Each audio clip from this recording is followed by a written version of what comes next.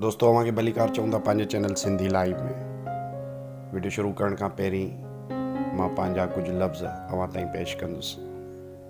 तुंहिंजे सुनहरी हथनि में आ जादू को, तुंहिंजे सुनहरी हथनि में आ जादू को, थो तुंहिंजी मुस्कुराहट ते मरे हर को। हिन धरतीअ जी मिटीअ में सिंधूअ जो आब मिलाए, हिन धरतीअ जी मिटीअ में सिंधूअ जो आब मिलाए, कुदरत अहिड़ो तराशियो जीअं परम सुंदरी लक्ष्मी देवीअ जो रूप आको। तुंहिंजे सुनहरी हथनि में आ जादू को, तो तुंहिंजी मुस्कुराहट ते मरे हर को।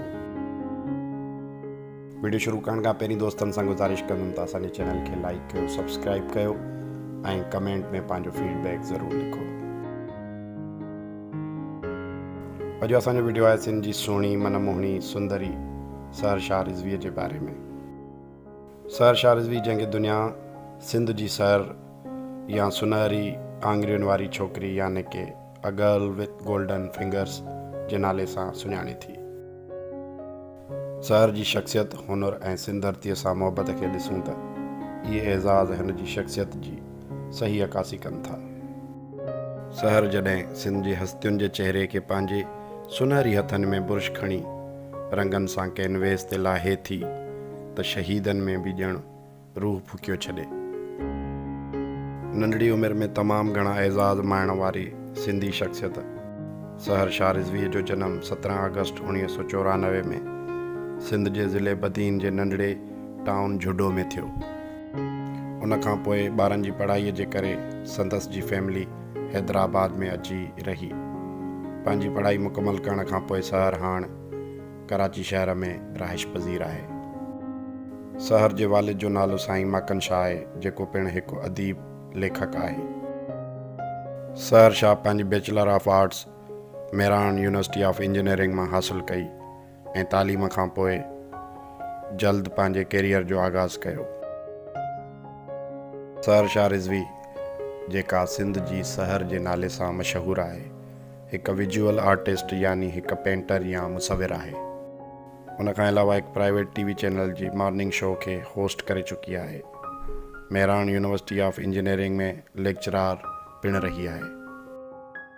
हिन वक़्तु सहर प्रोग्राम डायरेक्टर आहे सिंध यूथ नेटवर्क जी, जेको US फंडेड इदारो आहे।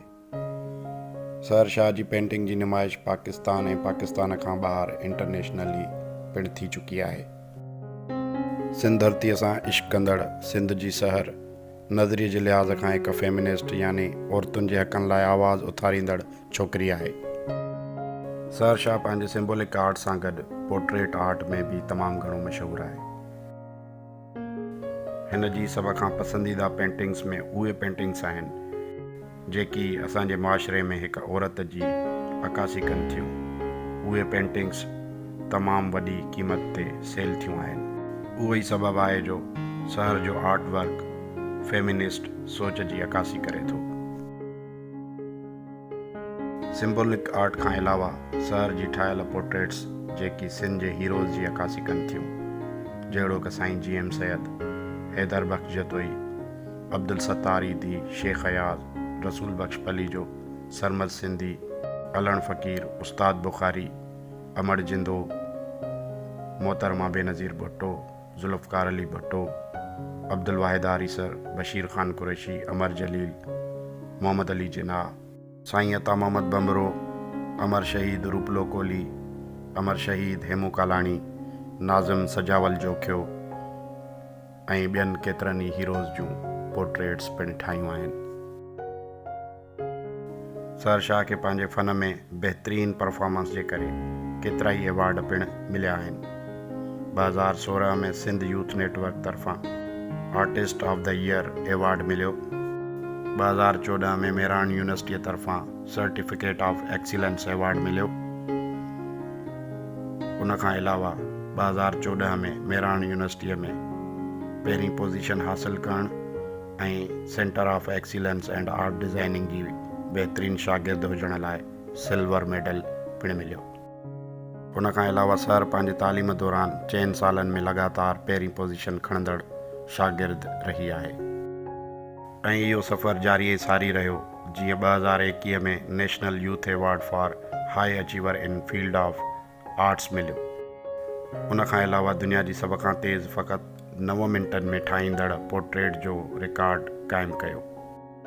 2022 में एकता न्यूज़ ग्रुप तरफ़ां best performance in the field of visual arts award पिणु माणियो आहे। दोस्तो, सिंध जी शहर जे बारे में अव्हांखे वधीक ॿुधायूं त शहर जे पसंदीदा खाधनि में अंब ऐं चांवर ऐं दाल चांवर आहिनि। उन खां अलावा शहर जे वालिद हिकु इंटरव्यू में ॿुधायो त शहर नंढपिण खां कंहिं जानवर खे ज़िबह थींदे न ॾिसी सघंदी हुई। हिकु नरम दिलि छोकिरी आहे। वालिद साहब वधीक ॿुधायो त शहर जी दाख़िला हिकु मेडिकल यूनिवर्सिटीअ में थी हुई, पर उन जे वालिद हुन खे डॉक्टर थियण खां रोकियो, छो जो उहा जानवर जो रतु वहंदे कोन ॾिसी सघंदी हुई त हिकु इंसान जो ऑपरेशन कंदे रतु वहंदे कीअं ॾिसे हा। उहो ई सबबु हो जो शहर आर्ट्स में दाख़िला वरिती ऐं पाण खे मञरायो, न त ॿी सूरत में सिंध अहिड़ी बहितरीन आर्टिस्ट खां महरूम थी वञे हा। दोस्तो, हीअ हुई तमामु नंढड़ी मालूमात सिंध जी सूरमी, सुहिणी मनमोहणी सिंध धरती, सिंध जे हीरोज़ सां मुहबत कंदड़, पंहिंजी सिंधी सभ्यता ऐं पंहिंजे सिंधी हुजण ते फ़ख़्रु करण वारी सुनहरी हथनि वारी सिंध जी शहर। उमेद आहे अव्हांखे वीडियो पसंदि आयो हूंदो। दोस्तनि सां गुज़ारिश आहे त असांजे चैनल खे लाइक कयो, सब्सक्राइब कयो ऐं पंहिंजो फीडबैक कमेंट में ज़रूरु लिखो। वॾी महिरबानी। लख थोरा। जी लतीफ़। जय झूलेलाल।